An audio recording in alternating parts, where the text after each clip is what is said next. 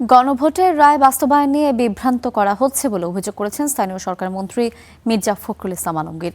জুলাই সনদ বাস্তবায়নে সরকার বদ্ধপরিকর বলে জানিয়েছেন তথ্যমন্ত্রী।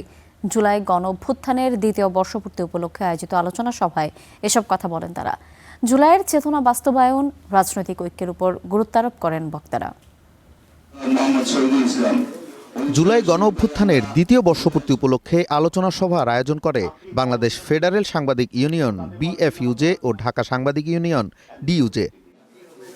সোমবার জাতীয় প্রেস ক্লাবের তোফাজ্জল হোসেন মানিক মিয়া হলে আলোচনা সভায় অংশ নেন স্থানীয় সরকার মন্ত্রী, তথ্যমন্ত্রী সহ সাংবাদিক নেতৃবৃন্দ।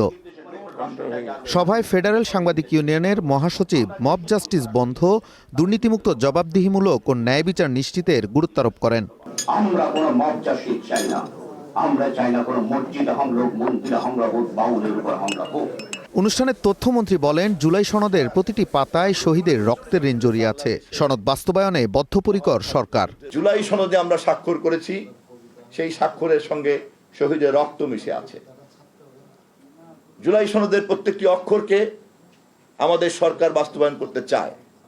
পার্লামেন্টে আমাদের সংসদ নেতা, আমাদের দলের মহাসচিব সহ সব নেতারা বারবার এই কথা আমরা বলেছি, এবং এই সকল কিছুই করতে হবে জনগণের নির্বাচিত পার্লামেন্টের মাধ্যমে। প্রধান অতিথির বক্তব্যে বিএনপি মহাসচিব বলেন, গণভোটের 4টি প্রশ্নের 3টিতে বিএনপি সম্মতি ছিল, একটি আলোচনা ছাড়াই যুক্ত করা হয়েছে।